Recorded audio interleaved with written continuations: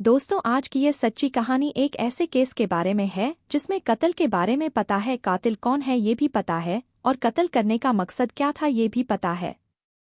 यानी सारे सबूत मिल जाते हैं, लेकिन इस केस में ना तो कोई मुकदमा होता है, ना ही कोई सुनवाई हुई और ना ही कोई और कार्रवाई हुई, और ये केस हमेशा के लिए बंद कर दिया गया। इस पूरी घटना की सच्चाई को जानने के लिए हमारे साथ आखिर तक बने रहे। वीडियो में आगे बढ़ने से पहले हमारे चैनल को सब्सक्राइब और वीडियो लाइक करना बिल्कुल ना भूलें और समाज में हो रही ऐसी दिल दहला देने वाली घटनाओं से रूबरू होते रहे ताकि आप भी सावधान रह सके। नमस्कार, राधे राधे दोस्तों, स्वागत है आपका अपने YouTube channel real life chronicles में। आइए अब आपको बताते हैं इस घटना के बारे में। घटना कर्नाटक राज्य के चिकमंगलूर जिले की है। यहाँ कदूर नाम की जगह पड़ती है। कदूर के लक्ष्मीनगर एरिया में एक छोटी सी फैमिली रहती थी। यह बात है सन 2020 की। इस फैमिली को चलाने वाले हैं क्रिस रेवंत। इनकी उम्र 35 साल के करीब है और इनकी पत्नी कविता बिंदु 21 साल की थी। इनके 2 बच्चे भी थे, एक 6 साल का बेटा और दूसरी 6 महीने की बेटी। घर के मुखिया क्रिस रेवंत एक डॉक्टर थे, डेंटिस्ट थे। इनका कदूर में ही बिरूर नामक जगह पर खुद का एक क्लिनिक था। इनकी पत्नी एक हाउसवाइफ थी और इनका बड़ा बेटा जिसने अभी स्कूल जाना शुरू ही किया था। घर में सब कुछ ठीक चल रहा था, फाइनेंशियल कंडीशन भी ठीक थी। लेकिन फिर अचानक 17 फरवरी 2020 को शाम के 8:30 बजे के आसपास डॉक्टर रेवंत अपने बेटे को साथ लिए हुए क्लिनिक से घर पर आते हैं। ये रोज की तरह नॉर्मल बात थी। घर के मेन गेट के सामने ही कार पार्किंग के लिए कार शेड बना हुआ था। डॉक्टर रेवंत अपने बेटे को लेकर कार से घर पर आए थे। शाम का समय था, अंधेरा हो चुका था, लेकिन घर के अंदर कोई भी लाइट नहीं जल रही थी। ये देखकर रेवंत को थोड़ा अजीब लगा। फिर वो बाहर की लाइट को ऑन करते हैं और जैसे ही उन्होंने लाइट ऑन की तो उनकी नज़र डोर मैट पर पड़ती है। उन्होंने देखा कि बाहर कार शेड के पास ही किसी चीज को घर के डोरमैट से कवर किया गया है। ऐसा लग रहा था जैसे कोई चादर डालकर सो रहा हो। डॉक्टर अंत को थोड़ी हैरानी हुई कि ये कौन है। डॉक्टर रेवंत पास जाकर डोरमैट को हटाते हैं और जैसे ही इन्होंने डोरमैट को हटाया तो इनके मुंह से चीख निकल जाती है। इनकी चीखों पुकार को सुनकर आसपास के लोग भी आ जाते हैं और सामने का मंजर देखकर उन लोगों के भी होश उड़ जाते हैं, क्योंकि वहां पर डॉक्टर रेवंत की पत्नी कविता बिंदु की लाश पड़ी थी। उसके गले पर कट लगाया गया था। बाहर खून भी बिखरा हुआ था। लोग ये देखकर समझ गए कि इनकी मृत्यु हो चुकी है। फिर डॉक्टर रेवंत रोते बिलखते हुए घर के अंदर जाते हैं। घर के अंदर लाइट को ऑन करते हैं। जब घर के अंदर की लाइट ऑन हुई तो इन्होंने देखा कि घर का सारा सामान इधर उधर बिखरा पड़ा है। बेडरूम की हालत भी खराब है और अलमारी भी खुली हुई है। उसका लाकर भी खुला हुआ है। फौरन रेवंत को कुछ खटकता है। वो अलमारी को चेक करते हैं, फिर बाहर आकर कविता के शव को देखते हैं। समझ गई कि घर में चोरी हुई है। अलमारी से गहने गायब है और जो कविता ने गहने पहन रखे थे वो भी गायब है। घर में करीब 115 ग्राम सोने के गहने और कुछ कैश रखा हुआ था, लेकिन अब सब कुछ गायब था। गहने और कैश को लेकर करीब 4 लाख रुपए की चोरी हुई थी। आसपास के लोगों ने रेवंत को बोला कि पुलिस को फोन कर दो। पुलिस को कॉल करता है। कदूर पुलिस स्टेशन से एक टीम डॉक्टर साहब के घर पर पहुंचती है। पुलिस ने पूरे घर को अच्छी तरह से देखा। कविता के गले को धारदार चीज से काटा गया था। घर के सामान बिखरा पड़ा था। डॉक्टर रेवंत ने पुलिस को बताया कि घर में रखे कैश और गहने मिलाकर 4 लाख रुपए की चोरी हुई है। यानी सीधा ये मामला लूटपाट का है। कविता ने उनका विरोध किया होगा, इसीलिए उसको कत्ल कर दिया। वैसे उस वक्त घर में कविता और 6 महीने की बेटी मौजूद थी। रेवंत अपने बेटे के साथ क्लिनिक में थे। शव को पुलिस पोस्टमार्टम के लिए भेज देती है। डॉक्टर रेवंत अपनी पत्नी की इस तरह अचानक मौत से बहुत दुखी थे। एक 6 महीने की बच्ची बिना मां के कैसे रहेंगी? उसकी देखभाल कैसे होगी? बेटा थोड़ा बड़ा है, उसे बहला फुसला कर रख लेंगे। और जब इलाके में इस घटना के बारे में पता चला तो बाकी लोग भी आने लगे। रेवंत रो रहा था, बिलक रहा था। पुलिस ने सोचा कि रेवंत से कैसे बात की जाए। ये कुछ बातचीत करने की हालत में नहीं लग रहा था। लेकिन फिर भी पुलिस रेवंत से थोड़ा पूछताछ करती है। उसने बताया कि मैं अपने बेटे के साथ क्लिनिक में था और जब मैं अपने टाइम से क्लिनिक बंद करके घर पर आया तो ये सब कुछ देखा।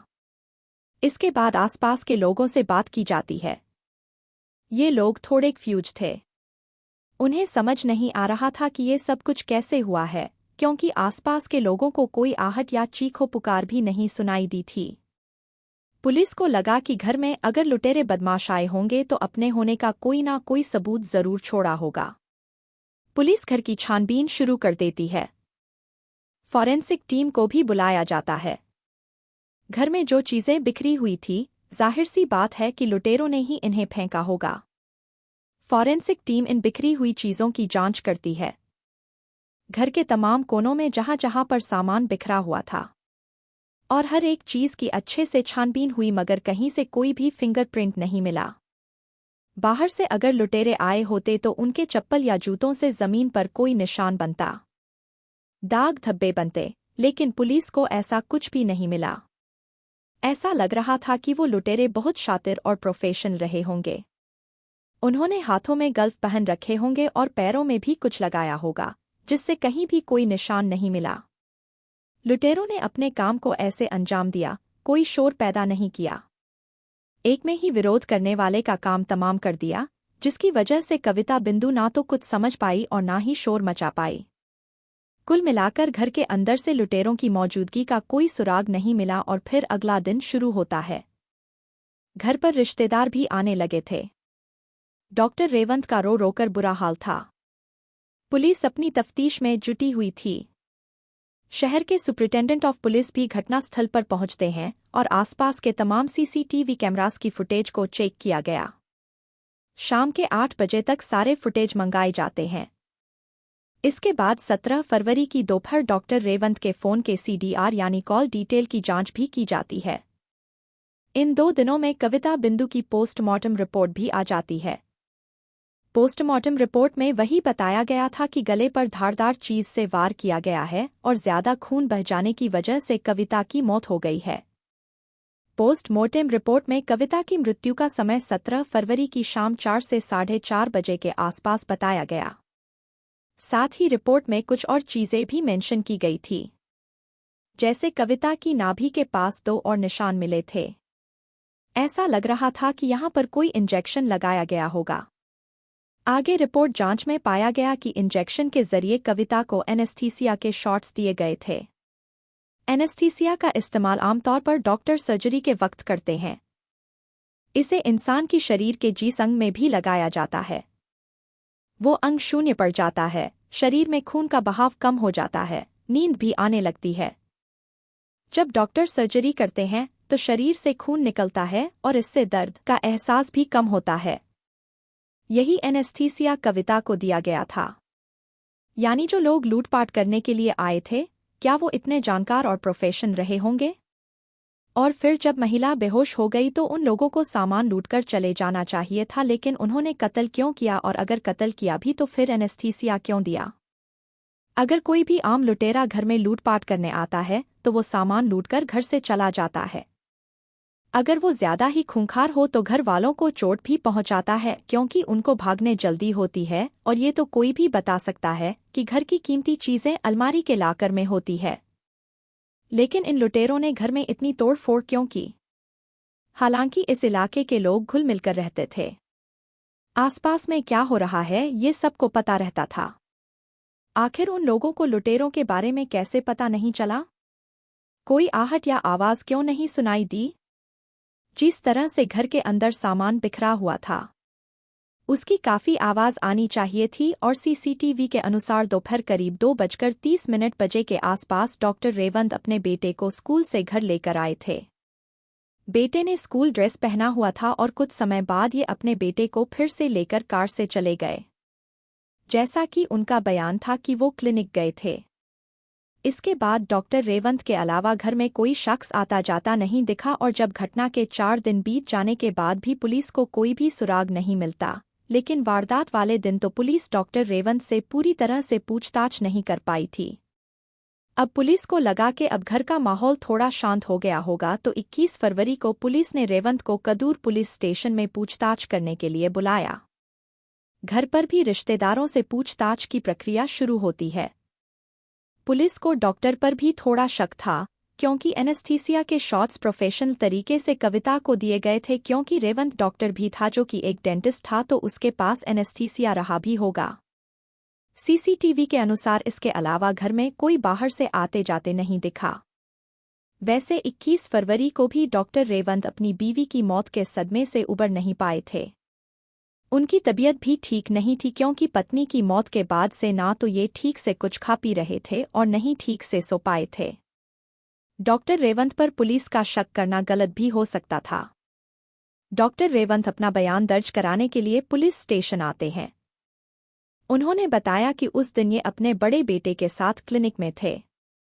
कविता का कत्ल लुटेरों ने ही किया होगा। घर से 4 लाख रुपए का सामान लूट कर ले गए हैं। उन्होंने ये कत्ल शाम 6:45 बजे से 8:15 बजे के बीच में ही किया होगा, क्योंकि शाम के 6:15 बजे के आसपास कविता ने मुझे कॉल किया था। वो ठीक ठाक थी और 8:15 बजे के बाद मैं घर पहुंचा था। इसी समय के दौरान ही ये कत्ल हुआ होगा। लेकिन कविता के पोस्टमार्टम के अनुसार कविता की मौत 4:30 बजे के आसपास हुई थी। पर यहाँ रेवंत कोई और ही टाइम क्लेम कर रहा है। बयान देने के बाद पुलिस ने कहा कि अब आप जा सकते हैं, लेकिन आपको कल फिर आना होगा और हम जल्दी ही कातिल को पकड़ने की कोशिश करेंगे। इसके बाद डॉक्टर रेवंत वहां से चला जाता है। अब अगले दिन यानी 22 फरवरी को पुलिस रेवंत का इंतजार कर रही थी, पर वो पुलिस स्टेशन नहीं आता है। शाम का समय हो गया, लेकिन रेवंत पुलिस स्टेशन नहीं आया। रेवंत तो पुलिस स्टेशन नहीं आया, लेकिन पुलिस को किसी अनजान व्यक्ति का फोन आता है। फोन वाले ने बताया कि कदूर के बंदी कोपरो रेलवे गेट के पास थोड़ी ही दूर किसी का शव पड़ा हुआ है। फौरन पुलिस मौके पर पहुंचती है। शव को देखा जाता है और देखते ही पुलिस पहचान गए कि ये शव किसका है। ये शव था डॉक्टर रेवंत का। यहाँ पर डॉक्टर के परिजनों को बुलाया जाता है। उन्होंने भी चेहरे और कपड़ों से पहचान लिया कि ये रेवंत है। और रेलवे फाटक के पास ही रेवंत की कार भी खड़ी थी। घटनास्थल पर जो लोग मौजूद थे, पुलिस उनसे पूछताछ करती है कि ये हादसा कैसे हुआ है। लोगों ने बताया कि जब फाटक बंद था और ट्रेन तेजी से आने लगी, तो अचानक ही ये आदमी रेलवे ट्रैक पर कूदकर ट्रेन के सामने आ जाता है। जब तक हम कुछ कर पाते, ट्रेन आई और इसके ऊपर से निकल गई। वहां पर मौजूद चश्मदीद लोगों के अनुसार रेवंत ने खुदकुशी की थी। रेलवे पुलिस स्टेशन में केस दर्ज किया जाता है। पहले से ही इनकी बीवी कविता के कत्ल का केस कदूर पुलिस स्टेशन में चल रहा था। अभी 5 दिन पहले ही कुछ लुटेरों ने इनकी बीवी का कत्ल कर दिया था। आज यानी 5 दिन बाद पति ने भी अपनी जान दे दी। आखिर उसने ऐसा क्यों किया? घर वालों के अनुसार रेवंत बहुत दुखी था, ढंग से कुछ खा पी भी नहीं रहा था, सो नहीं रहा था, गुमसुम सा रहने लगा था। उसे अपनी बीवी के जाने का बहुत दुख रहा होगा। ये इस दुख को बर्दाश्त ना कर सका और अपनी जान दे दी। इस घटना से रेवंत के प्रति लोगों की हमदर्दी और ज्यादा होने लगी। अपनी बीवी से इतना प्यार करता था, उसके जाने के बाद ये जीवित नहीं रह सका। अब तो कविता और रेवंत के बच्चे भी अनाथ हो गए थे। पुलिस रेवंत की तलाशी लेती है कि शायद यहाँ से कोई लेटर मिल जाए जो उसने मरने से पहले लिखा हो। उसकी कार को भी चेक किया जाता है।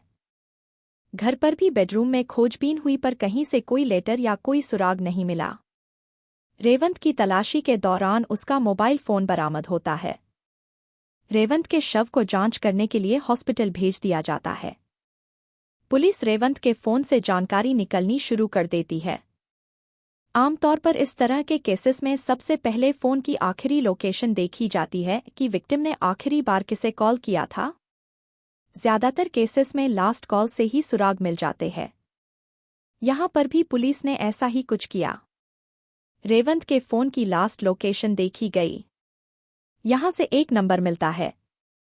ये नंबर हर्षिता नाम से सेव था। इस पर कोई पहली बार बात नहीं हुई थी। पहले भी इस नंबर पर बातें होती थी।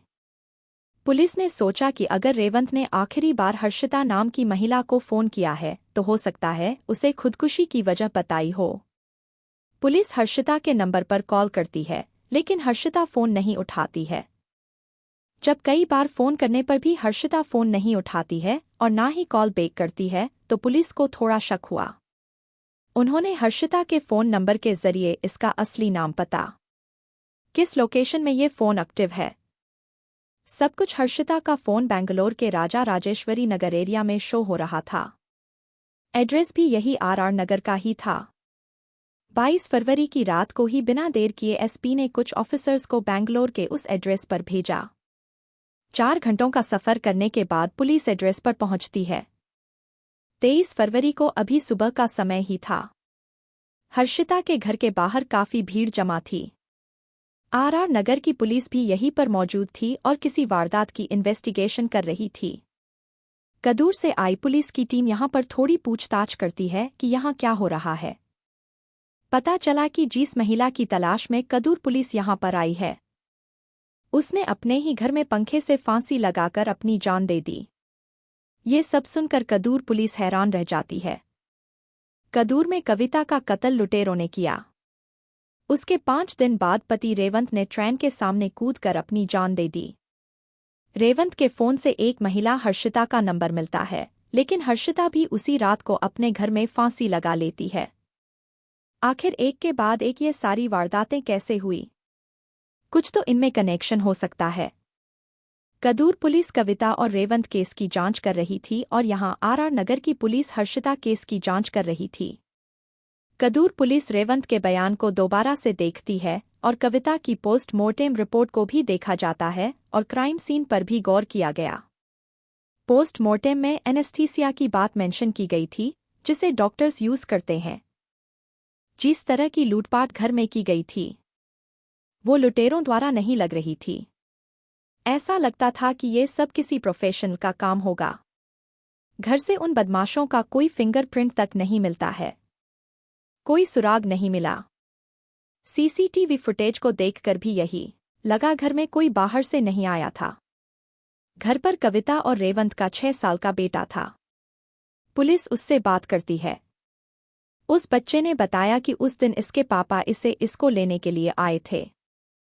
जब बच्चा स्कूल से घर पहुंचा तो घर में उसे उसकी मम्मी नहीं दिखाई दी। उसने अपनी मम्मी को आवाज लगाई, फिर अपने पापा से पूछा कि मम्मी कहाँ है। रेवंत ने कहा कि वो वॉशरूम गई होंगी, अभी आ जाएगी। फिर रेवंत उस बच्चे की ड्रेस चेंज करते हैं और क्लिनिक में लेकर जाते हैं। डॉक्टर रेवंत के बेटे ने एक और बात बताई कि उस दिन से पहले पापा कभी भी उसे स्कूल में लेने के लिए नहीं आए थे। मम्मी आती थी। पहली बार पापा मुझे लेने के लिए स्कूल आए।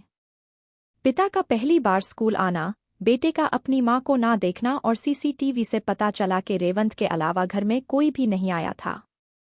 जब रेवंत से 21 फरवरी को पूछताछ हुई थी तो उसके अगले दिन ही उसने ट्रेन के सामने कूदकर अपनी जान दे दी। इससे पहले उसने हर्षिता को कई बार कॉल भी किया था और मरने से ठीक पहले भी हर्षिता को फोन किया था। ये सारी चीजें पुलिस को हैरान और परेशान कर रही थी और दूसरी तरफ आर नगर की पुलिस हर्षिता केस को देख रही थी। उन्होंने जब हर्षिता के कमरे की तलाशी ली तो वहां से उसका लिखा एक लेटर मिला, जिससे उसने मरने से पहले लिखा था। इसमें लिखा था कि इसको इसके पति परेशान करते हैं, इसलिए मुझे ये कदम उठाना पड़ रहा है और मेरी मौत का जिम्मेदार मेरा पति है। लेटर मिलने के बाद आर नगर की पुलिस हर्षिता के पति सुदर्शन को अरेस्ट करती है। ये आदमी के एसआरटीसी में बस ड्राइवर था। आर नगर की पुलिस सुदर्शन से पूछताछ करती है। सुदर्शन ने अपने ऊपर लगे सारे इल्जामों से सरासर इनकार कर दिया। सुदर्शन कहता है कि मैं मानता हूं मेरा अपनी पत्नी हर्षिता से झगड़ा होता था। हम ही ऐसा करती थी कि उसे डांटना पड़ता था। पुलिस ने लड़ने झगड़ने की वजह पूछी तो सुदर्शन ने बताया कि उसकी पत्नी का एक डॉक्टर से अफेयर चल रहा था। हमारी एक बेटी है। मुझे जब अफेयर के बारे में पता चला तो मैंने उसे समझाने की कोशिश की, लेकिन वो नहीं मानती थी। इसी वजह से हम दोनों के बीच झगड़े होते थे। पुलिस ने सुदर्शन से पूछा कि वो डॉक्टर कौन था। सुदर्शन ने बताया कि उसका नाम रेवंत है और ये कदूर का रहने वाला है। इसके बाद आर नगर की पुलिस कादूर पुलिस से संपर्क करती है और कहती है कि डॉक्टर रेवंत का पता लगाए, हमें उनसे पूछताछ करनी है। कदूर पुलिस पहले से ही इन्वेस्टिगेशन कर रही थी और कदूर पुलिस अभी सोच ही रही थी कि हर्षिता के घर पर छानबीन की जाए, खुदकुशी करने की वजह का पता लगाया जाए। लेकिन आर नगर की पुलिस ने ही हर्षिता को लेकर कदूर पुलिस से कांटेक्ट कर लिया। अब ये लोग अपनी अपनी इन्फॉर्मेशन को एक्सचेंज करते हैं ताकि दोनों अपने अपने केसेस की गुत्थी सुलझा सके। आर पुलिस ने बताया कि हर्षिता का रेवंत के साथ एक्स्ट्रा मटेरियल अफेयर था और ये बात रेवंत के मोबाइल फ़ोन से भी कन्फर्म हो गई थी, क्योंकि रेवंत अक्सर इसी मोबाइल से हर्षिता से बात किया करता था। इन्फॉर्मेशन की साझेदारी, दोनों के घर वालों के स्टेटमेंट, कॉल डिटेल्स, आरोपियों के बयान, फॉरेंसिक टीम की जांच, पोस्टमार्टम रिपोर्ट, लोगों से पूछताछ, इन सबको नज़र में रखते हुए पुलिस ने जब कड़ी से कड़ी मिलाई तो इससे एक कहानी निकलकर सामने आती है। कुछ साल पहले रेवंत तमिलनाडु से कर्नाटक आया था और बेंगलोर में आकर रहने लगा था। कविता से इसकी शादी हुई और उसके 2 बच्चे हुए। 2015 के आसपास उसने अपना क्लिनिक शुरू किया। क्लिनिक अच्छा खासा चलने लगा था। घर में पैसों की कोई कमी नहीं थी। सब कुछ ठीक चल रहा था और उधर बेंगलोर के आर नगर में हर्षिता अपने पति के साथ रहती थी। उसके पति बस के ड्राइवर थे। यहाँ भी सब कुछ ठीक ठाक चल रहा था, लेकिन हर्षिता का कोई रिश्तेदार कदूर में रहता था। इसीलिए कभी कभी हर्षिता यहाँ पर घूमने के लिए आती थी। एक दिन उसके दांत में कुछ प्रॉब्लम होती है। उसे पता चला कि कदूर में एक डेंटिस्ट है। ये अपने दांत की प्रॉब्लम की वजह से उस डेंटिस्ट के पास आई और उस डेंटिस्ट का नाम था डॉक्टर रेवंत। यहीं पर इनकी पहली मुलाकात हुई। थोड़ा हंसी मजाक हुआ, बातें हुई। रेवंत को पता चला कि हर्षिता के एक रिश्तेदार यहीं पर रहते हैं। इसके बाद जब भी हर्षिता कदूर अपने रिश्तेदार के घर आती थी तो रेवंत से जरूर मिलती थी। दोनों ही शादीशुदा थे। उन दोनों के बच्चे भी थे। दोस्ती से आगे इनके रिश्ते नहीं बढ़ने चाहिए थे, लेकिन इनकी दोस्ती आगे बढ़ती है और प्यार में बदल गई। दोनों रिलेशनशिप में आ गए।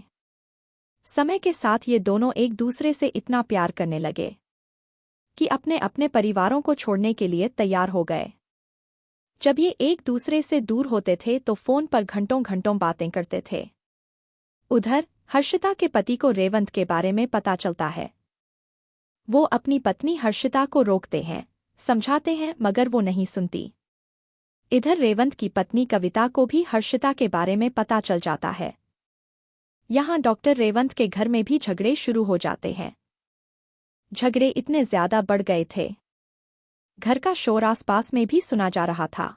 और ये भी पता चलता है कि वारदात के 2 महीने पहले ही कविता और रेवंत में इतना झगड़ा हुआ था कि कविता ने खुदकुशी करने की कोशिश भी की थी।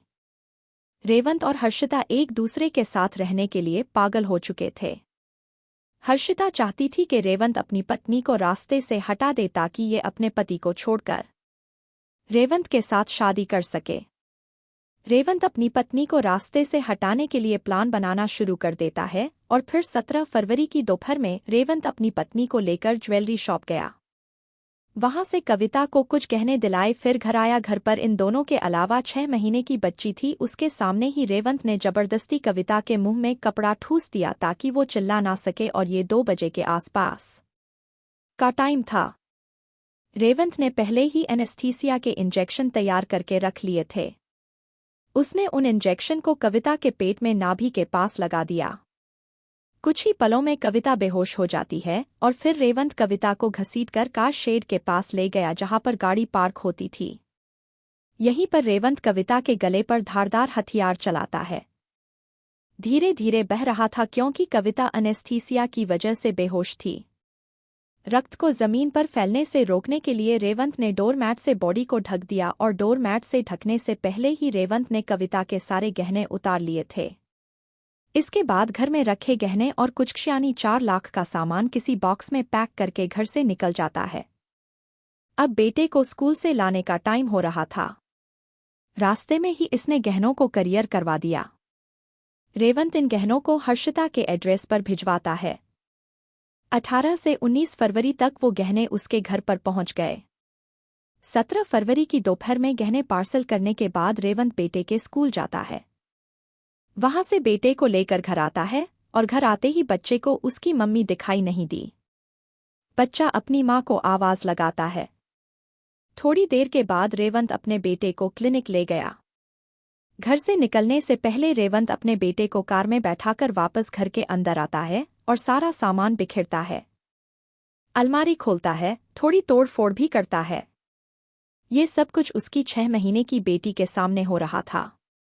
फिर वो बेटे को लेकर कार से क्लिनिक आ गया क्योंकि कविता कार शेड के पास बेहोश पड़ी हुई थी।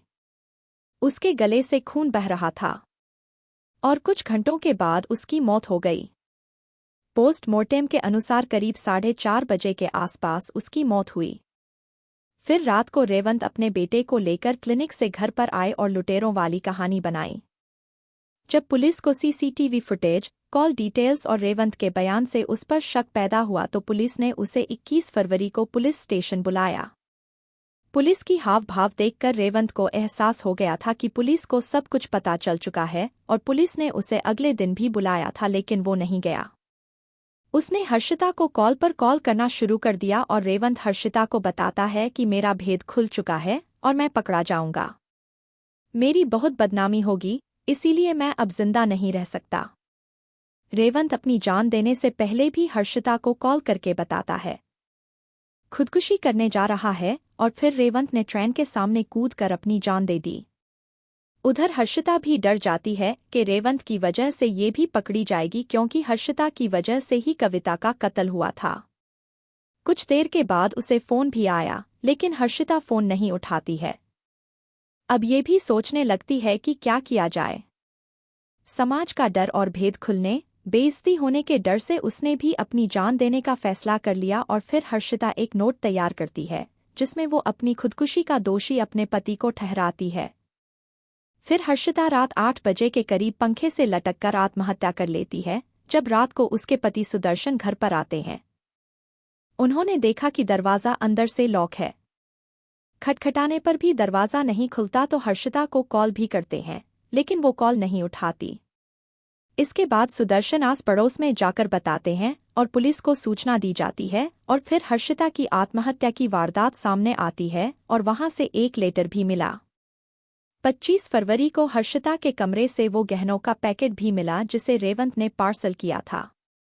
इस तरह से इस केस में पुलिस ने कत्ल का खुलासा तो किया, कातिल का भी पता किया, कत्ल का कारण भी ढूंढ निकाला, सबूत भी मिल गए, लेकिन अब मुकदमा किस पर किया जाए? क्योंकि कातिल ने आत्महत्या करके अपनी जान दे दी और हर्षिता जिसकी वजह से ये सब कुछ हुआ, उसने भी अपनी जान दे दी और फिर इस केस को यूं ही पुलिस को बंद करना पड़ा। लेकिन रेवंत और हर्षिता की वजह से 2 परिवार के बच्चे पूरी तरह से अनाथ हो गए। एक बेटी ने अपनी मां को खो दिया। रेवंत की मां अब दोनों बच्चों का ख्याल रख रही है। कविता के भाई प्रवीण ने कहा है कि अगर बच्चों का ध्यान रखने में उन्हें कोई दिक्कत आती है तो वे बच्चों को हमें सौंप सकती है, और प्रवीण ने ये भी कहा कि अगर रेवंत की मां भी हमारे साथ रहना चाहे तो वह रह सकती है। हम अपनी मां की तरह उनका भी पूरा ख्याल रखेंगे। दोस्तों, इस पूरी घटना के बारे में आपकी क्या राय है? कमेंट बॉक्स में ज़रूर बताएं और अगर हमारी मेहनत पसंद आई हो तो इस वीडियो को लाइक करते हुए शेयर भी करें। अगर आपने अब तक चैनल को सब्सक्राइब नहीं किया है तो हमारे चैनल को सब्सक्राइब कर लीजिए। धन्यवाद।